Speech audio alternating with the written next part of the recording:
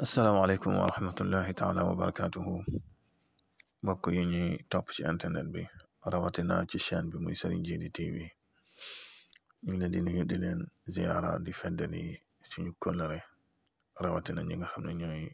abonné ci chaîne bi te di ko topp saa yu nekk comme ni ñu koy defale rek bat bu set ñu indi leen gént yoo xam ne yaakaar nañ ne di ngeen ci mën di jànge wala sax danañ ci mën di jànge ñun ñëpp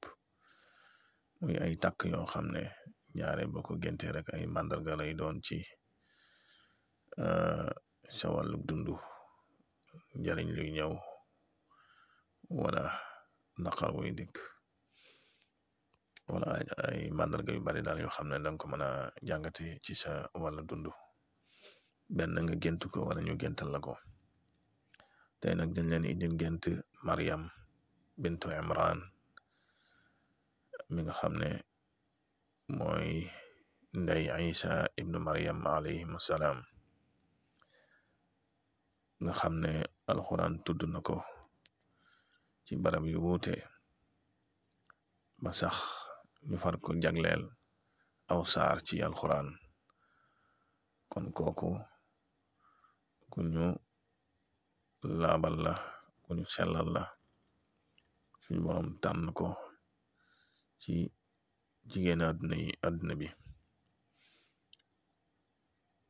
am lum denc ci moom muy Seydina Isa alayhi salaam nga xam ne mooy ndeyam mu def ci kiimaan gu rëy rëy ci ganek àddinaam kooku nag xëy na nit ñi bari wu ñu koy gént waaye moom it njaare mu bokk ci gaay yu baax yi nga xam ne ku leen gént bu fekkee ku nekk ci jafe-jafe la ay jafe-jafe yu teggiku la bu fekkee kuy sàkku dara la gént gis ko loolu aajo juy faju la moo xam da ngay ñaan wala riyaada wala looy mën a def bu fekkee it koo xam ne dafa nekk ci njàqare gént gis ko moom it njàqare luy deñ la bu fekkoon ne kuy xëccoo palaas moo xam pal la wala lu mën a doon bu la ko yàlla wane ci ay nelaw loola dang ci jot dang ci am ndam ba tey bu fekkoon ne jigéen la joo xam ne dañ ko tuumaal yàq daram bu géntee gis Maryam alayhi assalaam tuuma jooje ñu ko tuumaal suñ borom dana dem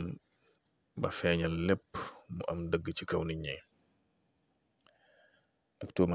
ak tuuma ju mën a doon nag ba tey bu fekkoon ne jigéen ju ëmb la moo génti gis ko dana am doom joo xam ne doom ju ñëpp dégg lay doon doom ju barkeel lay doon kon Maryam alayhi salaam gént gis ko li ci ëpp barke lay doon waaye nag su fekkee danga gént gis ko mu wan la ginnaaw di dem mel ni dëddu la di dem loolu looy ñàkk la bu dee alal ju lay wan ginnaaw la bu dee loolu sàkku la lu lay wan ginnaaw la ak lu mën a doon mooy gént gis ko mu wan la ginnaaw di dem loolu ba tey du màndarga mu baax ci yow li ci gën daal mooy nga gént gis ko mu dëgmal la wala nga gént gis ko mu jàkkaarloog yow wala mu jox la dara xeet yu demee noonu kon mbokk yi lii ab jàngat la woon rek ci gént gis Maryam alayhi salaam ñu koy wax Marie ci ñenn ñi